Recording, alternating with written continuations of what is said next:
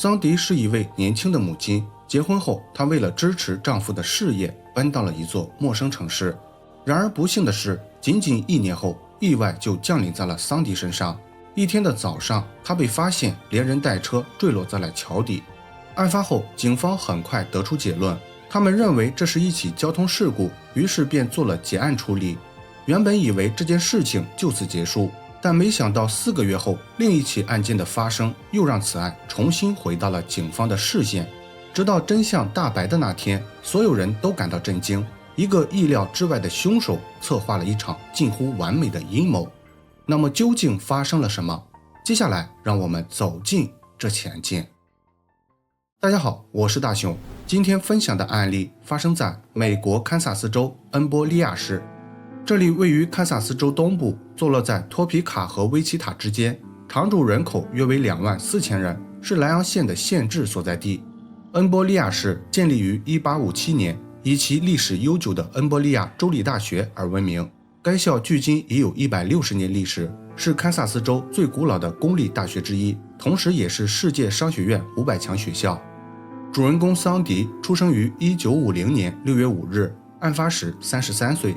桑迪是一位非常出色的女性，她拥有数学硕士学位，毕业后一直从事教师工作。桑迪具有强烈的责任心和教学热情，她的业务能力出众，深受学生和同事们的喜爱。桑迪的丈夫汤姆是一位备受尊敬的神父，他以热爱工作和无私帮助他人著称，在教会和社区享有很高的声望。这对夫妻相识于70年代，他们结婚后一直生活在阿肯色州，共育有3个可爱的孩子。1982年，因为汤姆的工作变动，他们一家搬到了恩波利亚市。桑迪加入了恩波利亚州立大学任教，而汤姆则在一家教堂担任神父和管理员。随着时间的推移，他们逐渐在这座新城市安定下来。教堂在汤姆的精心经营下不断扩张，而桑迪也在学校得到了升职加薪的机会。然而就在2人的生活看似充满希望的时候，意外却降临在了桑迪身上。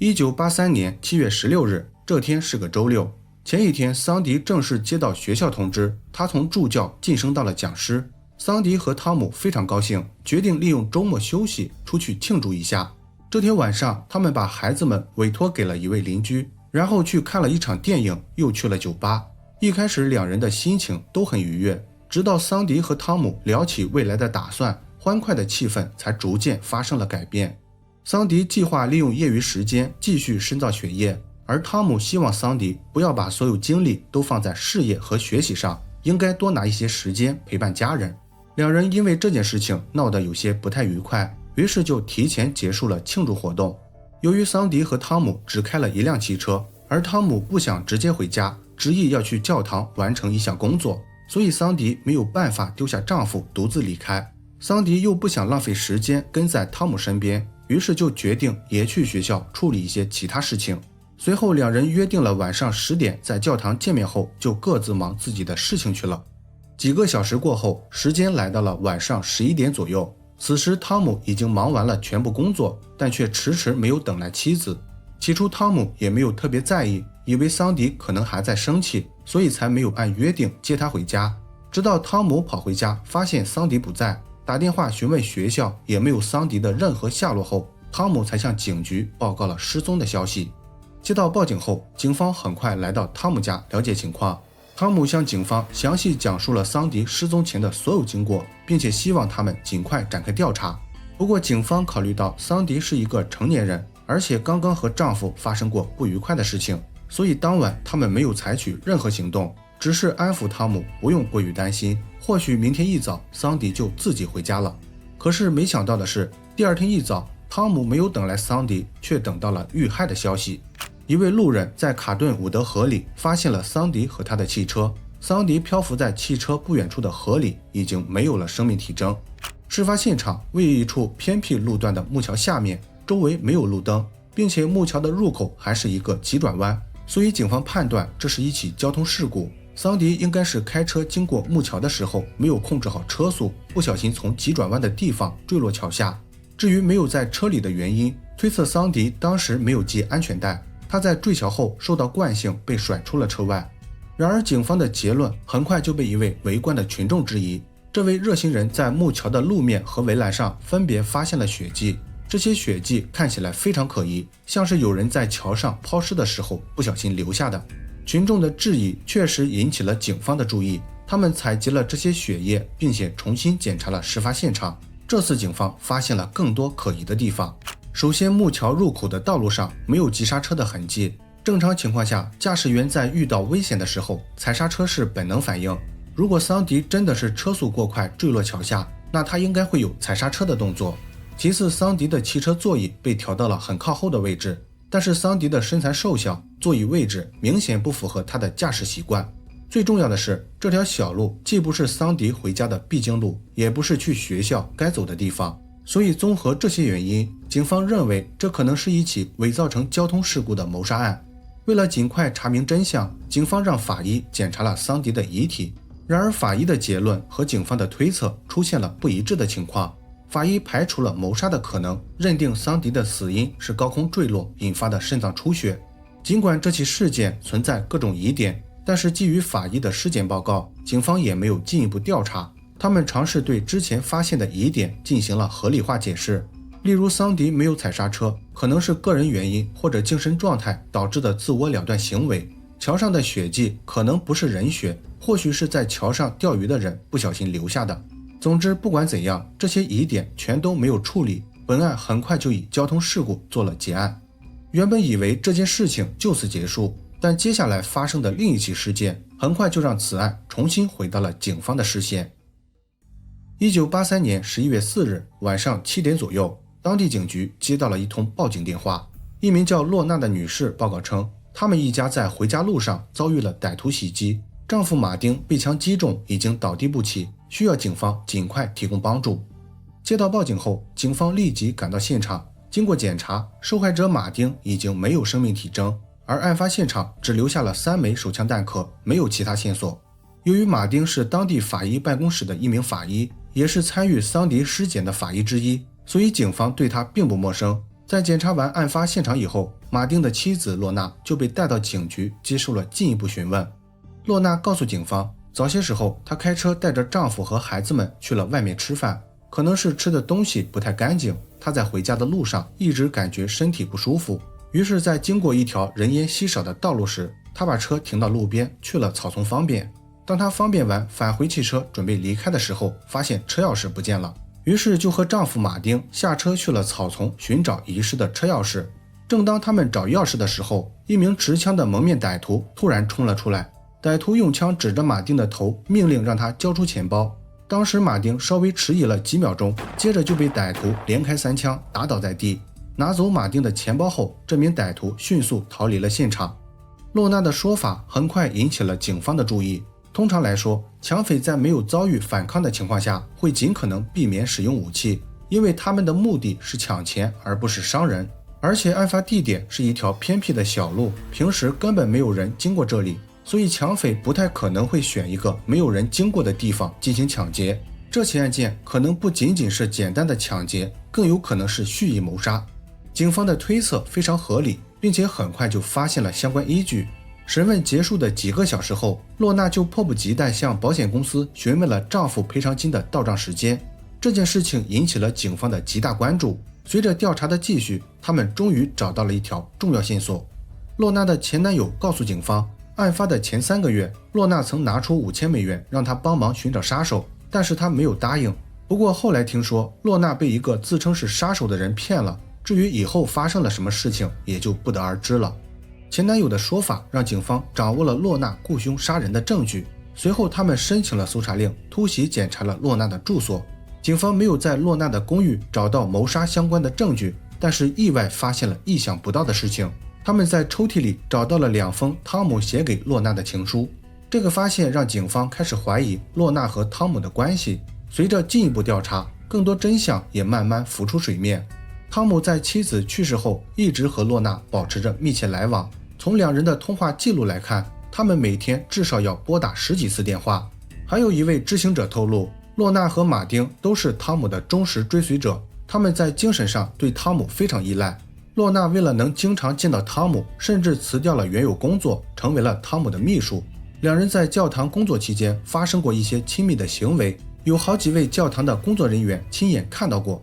这一系列发现坐实了汤姆和洛娜的不正当关系，同时也让警方相信汤姆可能参与了马丁的案子，并且极有可能之前桑迪的案子也是汤姆一手策划的。经过内部讨论后，警方决定先解决马丁的案子，然后再处理桑迪的案子。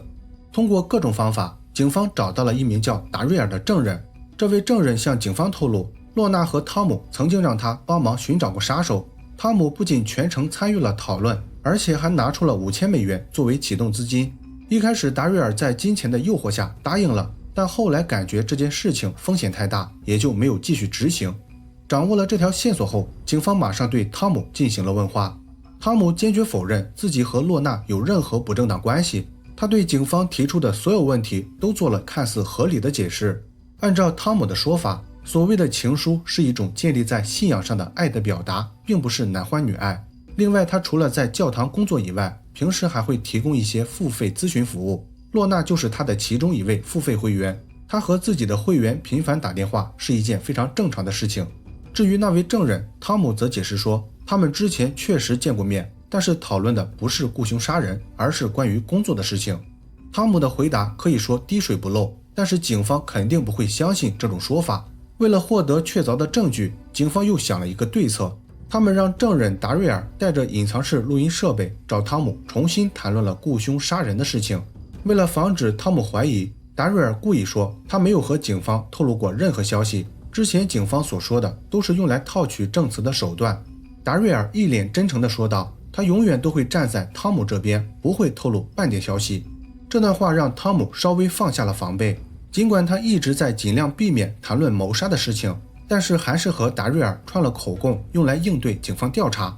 达瑞尔和汤姆的对话录音让警方获得了直接证据，汤姆和洛娜也很快因为谋杀罪被警方逮捕。在证据面前，洛娜承认参与了犯罪，并且还告诉警方，汤姆不仅参与了讨论作案计划，而且还是扣动扳机的凶手。汤姆则对这一说法坚决否认，他既不承认参与了讨论，也不承认谋杀了马丁。1984年1月，马丁案进入了审判流程，检方拿出了汤姆和洛娜存在不正当关系的证据，以及证人达瑞尔的口供和录音，向陪审团讲述了两人因为出轨杀害马丁的事实。检方把汤姆视为策划者和执行者，而洛娜因为达成了认罪协议，仅被指控参与犯罪。庭审2周后，陪审团做出了裁决，由于缺少汤姆杀害马丁的直接证据，汤姆仅仅因教唆犯罪被判2年半至7年有期徒刑，洛娜因为2级谋杀罪被判5年半至18年监禁。马丁案处理完后，警方很快重新调查了桑迪的案子。他们首先要做的就是推翻先前的尸检，并且找出全新证据。想要实现这个目标，最好的办法就是重新尸检。于是警方找到了桑迪的家人进行了沟通。桑迪一家其实也对尸检结果表示怀疑，但奈何他们只是普通人，没有扭转局面的能力。好在他们等来了揭开谜团的这天，所以桑迪的母亲想都没想，很快答应了重新开棺验尸的要求。这次警方换了一个法医团队检查了桑迪的尸体，结果也正如他们预料的那样，桑迪的死因不是交通事故，而是谋杀。桑迪的手腕上有一处明显的捆绑痕迹，头部也有钝器殴打造成的伤口，这些问题是第一次尸检时没有发现的。新的尸检结果很好解释了之前发现的所有疑点。警方认为汤姆使用绳子捆住桑迪后，开车来到了人烟稀少的木桥附近。由于是汤姆驾驶的汽车，所以座椅被调整到了靠后的位置。汤姆在木桥上使用棍子击晕了桑迪，桑迪的血液也因此留在了木桥路面上，而木桥围栏上的血迹则是桑迪被推下桥的时候留下的。作案结束后，汤姆为了迷惑警方的调查，把汽车从桥上推了下去，然后他假模假样的跑回家，第一时间拨打了报警电话。本案中的所有证据都是间接证据，例如桑迪的母亲在法庭上作证说，桑迪每次开车都有系安全带的习惯。还有案发那晚去汤姆家做笔录的警察也作证说，当时汤姆的状态非常糟糕，他满头大汗，衣冠不整，看起来像是做了剧烈活动的样子。虽然警方在第一次调查的时候采集了桥上的血液，但是没有和桑迪的血型进行比对，具体的原因不详，可能是物证在结案后被销毁了，也有可能是出于其他原因。汤姆自始至终都没有认罪，也不承认他和洛娜有不正当关系，但是警方怀疑汤姆的作案动机可能是婚内出轨引发的。汤姆和妻子桑迪的感情不和，从而出轨了自己的秘书洛娜。汤姆和洛娜从婚外情慢慢产生了真感情。汤姆很想和洛娜结合，但是又碍于神父的身份不好直接离婚，所以他先策划杀害了桑迪，4个月后又策划杀害了洛娜的丈夫马丁。关于马丁这个人，我想再展开聊一下。马丁是汤姆的忠实追随者，而且也参与了桑迪的第一次尸检。结合第一次尸检结果来看，我总感觉马丁可能在其中扮演了不光彩的角色，或者更直白地说，可能帮忙掩盖了真相。桑迪从高空坠落，身上肯定有很多伤口，头上的伤口判断失误可以理解，但是为什么手腕上明显的捆绑痕迹没有发现，这点就真的不好解释了。虽然没有任何资料证实这一点，但是从警方第二次尸检更换法医团队来看，警方显然也是对第一次尸检的法医团队不够信任。通常这种事情在没有任何证据的情况下，不会出现在正规渠道的报道中，所以以上言论仅仅是我个人的看法，大家听听就好，没有任何证据支持。1984年8月30日，桑迪遇害2年后，汤姆因1级谋杀罪被判终身监禁。服刑20年后，汤姆提交了假释申请，尽管遭到了桑迪家属的强烈反对，但是假释委员会仍然通过了汤姆的假释请求。汤姆在2006年7月21日假释出狱，现在已经过上了正常的生活。到目前为止，汤姆仍然坚持自己无罪，不过和之前有所改变的是，他承认和洛娜有过不正当关系，但强调那是发生在桑迪去世之后。好了，本期案件分享到这里就结束了。如果你喜欢我的节目，请帮我点赞加关注，非常感谢大家的支持。我是大熊，下期见。